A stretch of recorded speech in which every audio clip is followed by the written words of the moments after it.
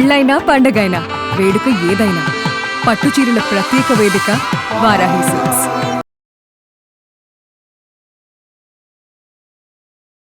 Welcome to our channel. ఈ రోజు మనతో పాటు ఉన్నారు ఆధ్యాత్మికవేత్త డాక్టర్ అనంతలక్ష్మి గారు. అమ్మా నమస్తే. నమస్తే అమ్మా. అమ్మా, ఆడవాళ్ళం వేసుకునే రకరకాల డ్రెస్సులు, చీర కావచ్చు, చుడిదార్ కావచ్చు, సందర్భానుసారం వేసుకుంటే సందర్భానుసారం అలా కనిపిస్తే బాగుంటుంది, నిండుగా ఉంటుంది. సందర్భాన్ని దాటి అంటే ఒక సిచ్యువేషన్లో ఇంకొక డ్రెస్తో కనిపించామనుకోండి, చూడటానికి ఆక్వర్డ్ కనిపిస్తుంది, కొన్ని విమర్శలు కూడా ఎదుర్కోవాల్సి వస్తుంది అనుకోండి. మీరేమంటారు? తప్పనిసరిగానమ్మా, ఉచితము అని ఒక పదం ఉంది. ఉచితం అంటే తగింది, ఫ్రీ అని కాదు. ఒక ఔచిత్యం పాటించాలి. ఎక్కడికి వెళ్ళేటప్పుడు దానికి తగినటువంటి ఆహార్యం, అంటే పెద్ద నగలు పెట్టుకోమని కాదు అక్కడ అర్థం. వేసుకునేటటువంటి వస్త్రాలు కూడా తగినట్టు ఉండాలి. పూర్వకాలం ఆడవాళ్ళు ఎప్పుడూ చీరలే కట్టుకునేవారు గనక దాంట్లో తేడా ఉండేది కాదు. అయినా కట్టిన చీరల్లో తేడా ఉండేది. కొత్త చీర, పట్టు చీర ఎవరైనా చనిపోయిన చోటికి కట్టి కడతారా? లేదు కదమ్మా. పెళ్ళికి చిరిగిపోయిన పాత చీర కట్టుకుని వస్తారా? రాదు కదా. కనుక కట్టేది చీరే అయినా వెళ్ళే సందర్భాన్ని అనుసరించి వస్త్రధారణ చేసుకోవడం అన్నది ఒక ఔచిత్యాన్ని పాటించడం అని చెప్తారు. అందువల్ల తప్పనిసరిగా మనం వెళ్ళే ప్రదేశానికి తగినటువంటి వస్త్రధారణ చేసుకుని తీరాలి. ఇప్పుడు విదేశాల్లో కూడా వాళ్ళు ఎటువంటి వస్త్రాలు వేసుకుంటారన్న దాన్ని మాట ఉంచి ఉద్యోగాలకు పెడితే 3 పీస్ సూటే వేసుకుంటారే. అది కిందది స్కర్ట్ వేసుకొని పైన టాప్లెస్ వేసుకొని, అంటే ఇట్లా భుజాల మీద లేకుండా ఉండేది వేసుకొని, బయటకు వచ్చి ఉద్యోగానికి వెళ్ళేటప్పుడు మాత్రం కోట్ లేకుండా వెళ్ళరు కదా, బ్లేజర్ వేసుకుంటారు. బ్లేజర్ వేసుకోవాల్సిందే కదా, 3 పీస్ సూటే వేసుకుంటారు. అది అక్కడ ధర్మం. పైగా ఆ దేశాల్లో, మన దేశంలో మనం పాటించట్లేదు కానీ అక్కర్లేనివన్నీ పాటిస్తాం, మనం కావాల్సినవి పాటించాం. ఆ దేశంలో స్ప్రింగ్లో వేసుకునే బట్టలు వేరు, ఆటంలో వేసుకునే బట్టలు వేరు. అవును కదా, తేడాగా ఉంటాయా? పైగా వాటి మీద ప్రింట్లు కూడా తేడా ఉంటాయి. బట్టలు చూడగానే ఇట్టే తెలిసిపోతుంది. అది బట్టలు, ఈ రకమైన బట్టల్లో వాళ్ళు కనపడ్డారంటే వాళ్ళ సీజన్ ఏమిటో మనం చెప్పేచ్చు. పూల పూల పూల పూల డిజైన్లు ఉన్న వేసుకుంటే వాళ్ళు అది సీజన్, స్ప్రింగ్ సీజన్ అని చెప్పేస్తాం. మరి అట్లా ఆ దేశాల నుంచి అనుసరించే వాటిల్లో అనుసరించలేదు. మన దేశంలో పూర్వులు పాటించే పద్ధతుల్ని పాటించకుండా ఎటూ కానటువంటి పరిస్థితుల్లో మన వస్త్రధారణ ఉంది అని మనం కొంచెం బాధాకరంగా చెప్పుకోవాల్సినటువంటి విషయం, బాధపడుతూ చెప్పుకోవాల్సిన అంశం. మీకేమనిపిస్తా ఉంటుందమ్మా? ఏమనిపిస్తుందంటేనమ్మా, ఆధునిక కాలంలో ఆడపిల్లలు ఉద్యోగాలు చేయడానికి, చదువుకోవడానికి వెళ్ళడం మొదలుపెట్టిన తర్వాత పరికిణీలు చీరలు మానేసి, పరికిణీ ఓణి చీరలు మానేసి పంజాబీ సూట్స్ అన్న వేసుకుంటున్నారు. దానికి ఎటువంటి అభ్యంతరం లేదమ్మా. ఒళ్ళు కప్పుకోవడం ప్రధానం. ఒళ్ళు కప్పుకోవడం కూడా ఎదుటి వాళ్ళని రెచ్చగొట్టేట్టు ఉండకూడదు. వస్త్రధారణ అనేక కారణాలుగా చేస్తాం మనం. ఒకటి శీతాతపవాతాల నుండి రక్షించుకోవడానికి, అంటే చలి, ఎండ, గాలి, వాన, ఈ 4 నుంచి రక్షించుకోవడానికి కదా మనం బట్టలు కట్టుకుంటాం. ఇది ఈ బాహ్య వాతావరణంలో నుంచి రక్షించుకోవడానికి కట్టుకునేటటువంటి వస్త్రాలను కూడా 2 సౌఖ్యాలు దగ్గర పెట్టుకుంటాం. ఒకటి నాకు సుఖంగా ఉండాలి, రెండోది ఎదుటి వాళ్ళకి ఇబ్బంది కలిగించకూడదు. అంతే కదా.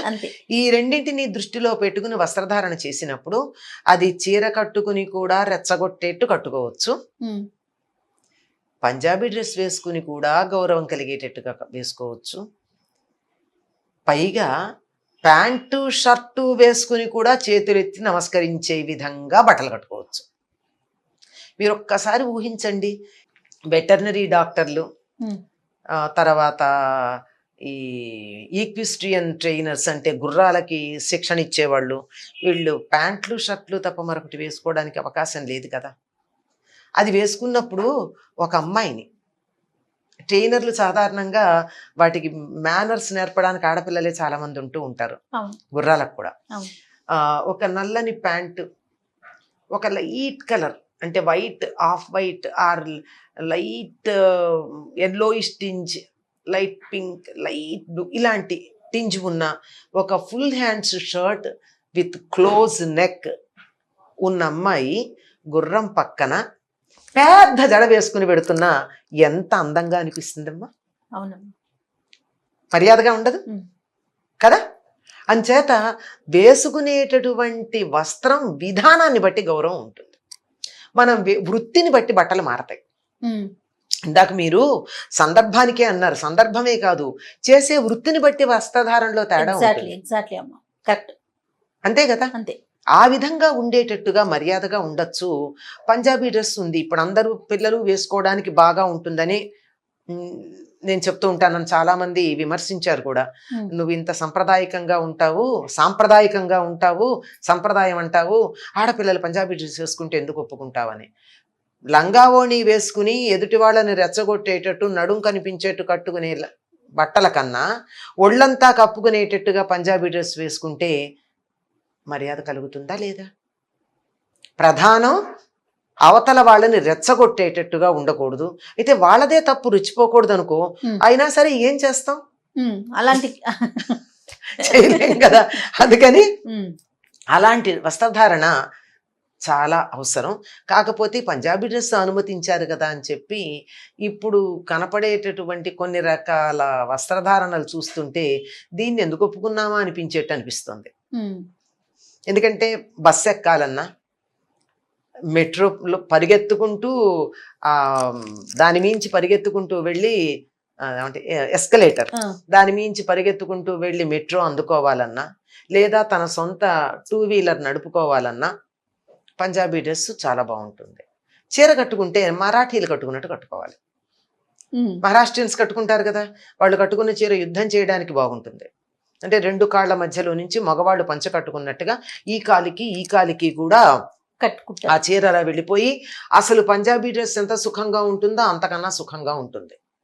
మేము ఇంట్లో పనులు చేసేటప్పుడు కొన్ని రకాల పనులు, తోట పనులు అవి చేసేటప్పుడు చీర అలా కట్టుకుంటాం, మధ్యలో అడ్డు రాకుండా.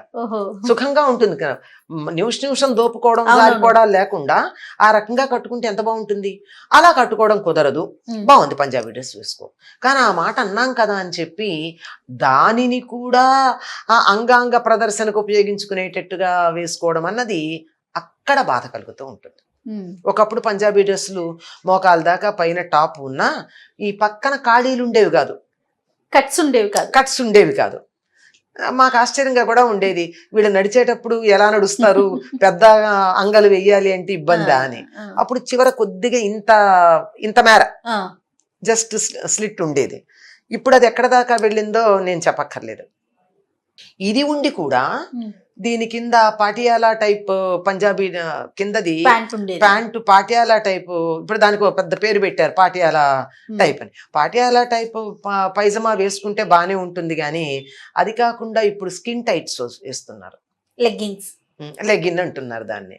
లెగ్ ఇన్ అంతే, దాని పేరే తెలుస్తోంది. అది పేరు లెగ్ ఇన్ అన్నా ఇన్ లెగ్ ఏదో అవుట్ బాగా తెలిసేట్టు ఉంటుంది అవుట్ సైడ్కి. ఇది ఏ ప్రయోజనం ఆశించి ఈ బట్టలు కట్టుకోవడం కన్నా, చీర చుట్టుకోవటం కన్నా పంజాబీ డ్రెస్ సుఖం అని చెప్పాము, ఆ ప్రయోజనం ఇక్కడ సిద్ధిస్తోందా? ఆలోచించండి.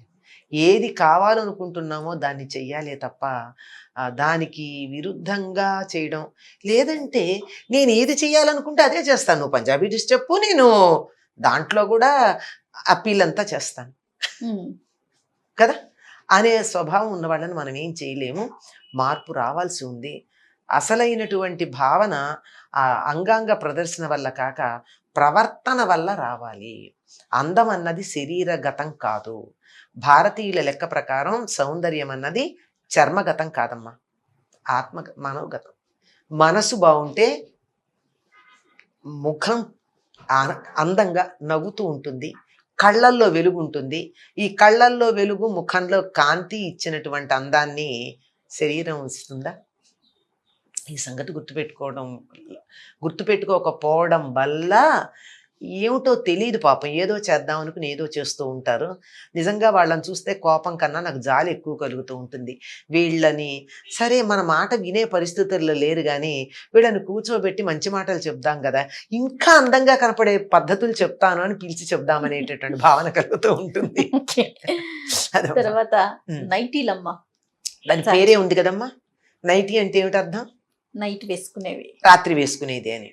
కానీ దాన్ని మనం ఏం చేసాం, ఇప్పుడు 24 గంటలు అదే వేసుకుంటున్నాం. చాలామంది పగటిపూట మనం వాళ్ళ ఇంటికి వెళ్ళినా తలుపు నైటీతోనే తీస్తారు. ఇంకా నేను భయంకరంగా చూసిన పరిస్థితి ఏమిటంటే, పొద్దున పూట పాల ప్యాకెట్లకు బయలుదేరినా కూరలకు కూడా నైటీలతోనే వస్తారు. కొంచెం పెద్దవాళ్ళు మాత్రం ఆ నైటీ మీద ఒక చున్నీ లాంటిది ఇట్లా వేసుకుని కనపడతారు. అది పెద్దరికం. పిల్లలకి అది లేదు. నైటీ అన్నదాన్ని రాత్రికి మాత్రమే పరిమితం చేయడం అన్నది సరైనటువంటి పద్ధతి. పేరు తెలిస్తే, అర్థం తెలిస్తే ఆ పని చేస్తారు. అది చేయకుండా పగలు వేసుకున్నారంటే దాన్ని నైటీ అని ఎట్లా అంటాం? నైటీ కూడా ఇప్పుడు మనం పైనుంచి కిందకి ఒక గోనె బస్తా దిగేసుకున్నట్టు ఉండేది కాదు కదా. నైట్ డ్రెస్ పాతకాలపు సినిమాల్లో ఉంటాయి. నేను ఎవరికన్నా అడిగితే చెప్తా, చేత అయితే అటువంటి నైట్ డ్రెస్సులు కుట్టించుకుని వేసుకోండి. నేను ఇష్టపడతా. బాగుంటుంది, ఇష్టపడ్డం కదా, బాగుంటుంది. ఇప్పుడు కింద పైజమా, ఆ తర్వాత పైన చిన్న టాప్, ఒక కోటు, నైట్ గౌన్. అది మంచం దగ్గర పెట్టుకుంటాం. పడుకునేప్పుడు గౌన్ తీసి పక్కన పెడతాం. టాప్ అండ్ పైజమాతో పడుకుంటారు. ఎవరన్నా వచ్చారంటే మంచం మించి లేస్తూనే ఈ గౌన్ వేసుకుని బయటకు వస్తారు. మీకు పాత సినిమాల్లో చూడండి, ఇలా కట్టుకుంటూ బయటకు వస్తూ ఉన్నట్టు కనపడుతుంది. ఆ రకంది వేసుకోండి నైటీ అంటే. అది నిజం బాగుంటుంది కూడా, మంచిది పద్ధతి కూడా. ఎందుకంటే నిద్రపోయేటప్పుడు అందరూ పొందిగ్గా పడుకుంటారని చెప్పలేం. ఒద్దిక పొందిక అందరికీ ఉండకపోవచ్చు కదా. ఇటు నుంచి అటు, అటు నుంచి అటు తిరుగుతూ ఉంటారు, కాళ్ళు జరుపుతూ ఉంటారు. ఇలా జరుపుతూ ఉంటే పరికిణీలు చీరలు పైకి వెళ్ళే అవకాశం ఉంది. ఇలాంటి డ్రెస్ ఉందనుకోండి, ఏమవుతుంది, ఎలా పడుకున్నా ఇంత భాగం కూడా బయటికి కనపడదు. అది పడుకుంటే ఇంట్లో ఒక అన్నయ్యో నాన్నో ఇంకో కుటుంబ సభ్యులో ఇంట్లో తిరుగుతారు. ఎప్పుడన్నా ఇప్పట్లాగా ఎవరి గదుల్లో వాళ్ళు ఏం చేస్తున్నారో, ఏం అన్యాయం అయిపోతున్నారో తెలియకుండా మూసుకుని ఉండే పద్ధతి కాదు కదా. అందువల్ల అలా ఉంటుంది, మర్యాదగా ఉంటుంది. కానీ అది కూడా పనికిరాదు కదా. బయటకు వచ్చేటప్పుడు ఆ కోట్ వేసుకురండి. 3 పీస్ సూట్ లేకపోతే నైట్ డ్రెస్ వేసుకోవడం అన్నది చాలా అమర్యాదకరమైనటువంటి పద్ధతి. అది పగటిపూట వేసుకోవడం అన్నది అమర్యాదని దాటినటువంటి పద్ధతి. వీధిలోకి రావడం అన్నది అసలు వారికి, వారి సంస్కారానికి ఓ నమస్కారం. అంతకన్నా ఇంకో పదం కూడా నేను వాడలేను. పదమే తెలుస్తోంది కదా. పైగా ఇంకోటి ఏమిటంటే, నైటీ అన్నది రాత్రి వేసుకున్నప్పుడు ఆ బట్టలతో పగటిపూట పని ఎట్లా చేస్తారండి? మనిషి నిద్రపోతున్నప్పుడు జీవ ప్రక్రియ ఎక్కువ జరుగుతుంది, మెటాబాలిక్ యాక్టివిటీ అంటారు. అది ఎక్కువ జరుగుతుందని కదా చెప్తారు. అది జరిగేటప్పటికి వ్యర్థాలు మన శరీరంలోంచి బయటకు వచ్చే సమయమే అది. అందుకే పళ్ళు తోముకుంటాం, కళ్ళల్లో పుసులు వస్తే కడుక్కుంటాం, చిన్నపిల్లలకైతే చెవుల్లో గులివి కూడా తీస్తాం. ఆ తర్వాత మన మలద్వారాల దగ్గర పేరుకుపోతే వెళ్ళి వాటిని మనం ప్రయత్నపూర్వకంగా బయటికి పంపించేస్తాం. మన ప్రయత్నం లేకుండానే మన శరీరంలో ఉన్న ప్రతి రోమకూపం నుంచి చాలా చెమట బయటకు వస్తుంది. ఆ చెమటంతా పీల్చుకున్నటువంటి ఈ బట్టలతో ఈ చెమట్లో ఎన్ని టాక్సిన్స్ ఉంటాయి. వీటితో వంట చేయడం అది చేస్తున్నారు అంటే మన ఆరోగ్యాలను మనం ఎంతగా ధ్వంసం చేసుకుంటున్నామో అర్థం చేసుకోండి.